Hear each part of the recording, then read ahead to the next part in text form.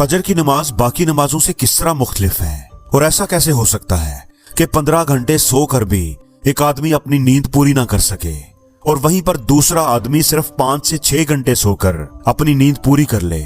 ये sleep pointers क्या होते हैं और साइंस इनके बारे में क्या कहती है और फजर की नमाज का इन स्लीप पॉइंटर्स के साथ क्या रिलेशन है। ऐसा क्यों होता है कि बास दफा हम कई घंटे सोने के बाद भी थका थका महसूस करते हैं। दोस्तों आज की वीडियो में हम इसी के बारे में बात करेंगे। दोस्तों फजर की नमाज बाकी नमाजों से मुख्तलिफ है। आप सोचेंगे कि वो कैसे। फजर की नमाज बाकी नमाजों से इसलिए मुख्तलिफ है कि एक तो उसकी अजान में एक जुमला है जो बाकी नमाजों की अजान में नहीं होता और वो जुमला है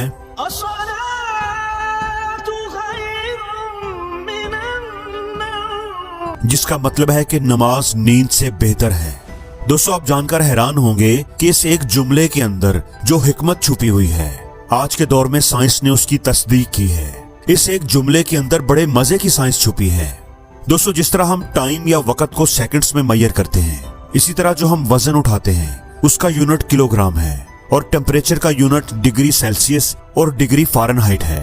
बिल्कुल इसी तरह इंसान की नींद को मैयर करने का भी एक तरीका है और नींद के यूनिट को हम स्लीप पॉइंटर्स कहते हैं। याद रहे ये नींद की तबई या फिजिकल मिकदार नहीं है, बल्कि ये स्लीप पॉइंटर्स नींद की क्वालिटी को जाहिर करते हैं जो एक बॉडी को सेहतमंद, तंदुरुस्त और एक्टिव रहने के लिए जरूरी है। तो मेडिकल साइंस जो है ना, ये नींद को घंटों के हिसाब से नहीं बल्कि पॉइंटर्स के हिसाब से मैयर करती है।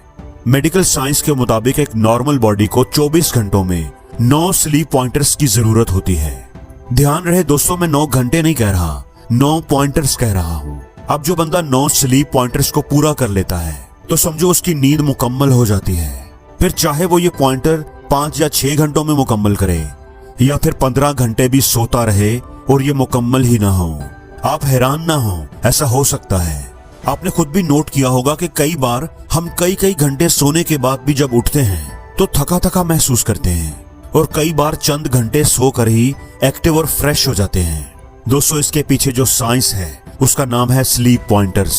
तो आइए हम इन स्लीप पॉइंटर्स को समझने की कोशिश करते हैं। दोस्तों स्लीप पॉइंटर्स को अच्छी तरह समझने के लिए हमें दिन के 24 घंटों को 3 घंटों के मुख्तलिफ टुकड़ों में बांटना होगा। दिन 12 बजे से लेकर 3 बजे तक, फिर 3 बजे से लेकर 6 बजे तक, 6 से लेकर 9 बजे तक और 9 से रात 12 बजे तक। इसी तरह रात 12 से लेकर 3 बजे तक, फिर 3 बजे से सुबह 6 बजे तक, 6 से 9 बजे और फिर दिन 9 बजे से दोपहर 12 बजे तक। अब ये जो रात के 9 से 12 बजे वाले 3 घंटे हैं, इन 3 घंटों में हर एक घंटे के आपको 2 स्लीप पॉइंटर्स मिलेंगे। मतलब इन 3 घंटों अगर आप ये 3 घंटे सो जाएं तो आपको 6 स्लीप पॉइंटर्स मिल जाएंगे। अब इसके बाद रात 12 बजे से लेकर 3 बजे तक जो ये 3 घंटे हैं, इनमें हर एक घंटे का आपको 1 स्लीप पॉइंटर मिलता है। यानी कि इन 3 घंटों के आपको 3 स्लीप पॉइंटर्स मिलेंगे। और अगर आप रात 3 बजे से लेकर सुबह 6 बजे तक सोते हैं तो आपको हर घंटे का हाफ पॉइंटर मिलता है। यानी ये 3 घंटे सोकर आप सिर्फ 1.5 पॉइंटर हासिल कर पाएंगे। और इसके बाद 6 बजे से लेकर 9 बजे तक या फिर इसके बाद 9 से लेकर 12 बजे दोपहर तक या 12 से 3 बजे तक और 3 बजे से लेकर शाम 6 बजे तक और शाम 6 बजे से लेकर रात 9 बजे तक जब भी आप सोएंगे तो आपको हाफ पॉइंटर से भी कम ही मिलेगा। यानी इन घंटों में आपको नींद की वो क्वालिटी नहीं मिलेगी जो आपके जिस्म को रिफ्रेश करने के लिए जरूरी है, जो आपके जिस्म को रीगेन करने के लिए जरूरी है। अब इस स्लीप पॉइंटर सिस्टम के मुताबिक एक बंदा इशा की नमाज पढ़कर अगर रात को 9 बजे सोए तो रात 12 बजे तक उसके 6 स्लीप पॉइंटर्स हो जाएंगे। और अगर वो मजीद 3 घंटे सोया रहे यानी 12 बजे से लेकर रात के 3 बजे तक, तो इसको 3 स्लीप पॉइंटर्स और मिलेंगे और इसके 9 स्लीप पॉइंटर्स मुकम्मल हो जाएंगे।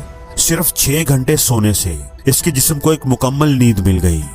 और यही रात का दूसरा पहर होता है जब तहज्जुद का वक्त होता है और अल्लाह ताला आसमानी दुनिया पर इंसान को पुकार रहे होते हैं कि है कोई फरियाद करने वाला जो मुझे पुकारे और मैं उसकी फरियाद को पूरा करूं। लेकिन दोस्तों हम लोग क्या करते हैं, हम तो इसके उलट ही करते हैं। हम रात के 12-1 बजे तक आराम से जागते रहते हैं, टीवी या मोबाइल देखते हैं या बाजारों में घूमते रहते हैं और जब सुबह होने लगती है तो हमें नींद आने लगती है। हम सोने के लिए लेट जाते हैं और दिन के 11-12 बजे तक सोए रहते हैं। अब एक बंदा अगर सुबह 3 बजे सोए और सुबह 3 बजे से लेकर रात के 9 बजे तक भी सोता रहे, यानी पूरा दिन भी सोया रहे, तो फिर भी वो अपने 9 स्लीप पॉइंटर्स मुकम्मल नहीं कर पाएगा। वो एक अच्छी नींद नहीं हासिल कर सकता जो उसके जिस्म को रिफ्रेश होने के लिए जरूरी है। तो दोस्तों, साइंस का भी यही कहना है कि अच्छी नींद को इंसान रात के पहले पहर तक ही हासिल कर सकता है। अगर हम अल्लाह के नबी पाक सल्लल्लाहु अलैहि वसल्लम की जिंदगी पर भी नजर दौड़ाएं तो आप सल्लल्लाहु अलैहि वसल्लम ने भी रात को जल्दी सोने का, मतलब इशा की नमाज के बाद सो जाने का हुक्म दिया है। आप अल्लाह के नबी पाक सल्लल्लाहु अलैहि वसल्लम की जिंदगी पर गौर करें तो आपको शायद ही कोई ऐसा वाकया मिले जिसमें आपने ये सुना हो कि आप सल्लल्लाहु अलैहि वसल्लम इशा की नमाज के बाद सहाबा के साथ मस्जिद में या कहीं और बैठे हों या आपने दरसो तदरीस की हो। मतलब आप सल्लल्लाहु अलैहि वसल्लम ने रात को जल्दी सोना ही पसंद किया है। हम फजर की नमाज और उसकी अजान की बात करें तो उसमें जो अल्फाज हैं कि नमाज नींद से बेहतर है, तो इसका एक मतलब ये भी है कि चूंकि रात 3 बजे के बाद हाफ स्लीप पॉइंटर भी नहीं मिलता तो उस वक्त सोने का कोई फायदा भी नहीं। मुझे याद है कि जब हम छोटे होते थे तो तब रात 8 बजे लगने वाला ड्रामा भी हम मुश्किल से ही देखते थे और रात 9 बजे तो टीवी बंद ही कर दिया जाता था और सब लोग सोने की तैयारी करते थे। शायद यही वजह थी कि उस वक्त डिप्रेशन कम था, लोग सादा जिंदगी गुजारते थे लेकिन खुश रहते थे, लोगों को नफ्सियाती प्रॉब्लम्स कम होती थी। आप पुरानी बात छोड़ें, दीन की बात भी छोड़ें, आप आज की डेट में दुनिया के अमीर लोगों की रूटीन को स्टडी करके देखें। दुनिया के टॉप 10 अमीर लोगों को देखें तो कोई सुबह 5 बजे उठता है और कोई 6 बजे। सभी कामयाब और अमीर लोगों के अंदर सुबह जल्दी उठने की आदत होती है। और दोस्तों, सुबह जल्दी उठने का मतलब है रात को जल्दी सोना, क्योंकि रात को जल्दी सोएंगे तभी तो सुबह एक्टिव और फ्रेश जल्दी उठ पाएंगे। और जो कामचोर है, नकम्मा इंसान है, वही सारी सारी रात जागेगा और क्या करेगा? मोबाइल देखेगा, कोई गेम खेलेगा, फजूल वक्त जाया करेगा और फिर सुबह लो एनर्जी के साथ उठेगा और अपना सारा दिन भी बेकार कर देगा। और जिंदगी में हर रोज कुछ नया सीखो।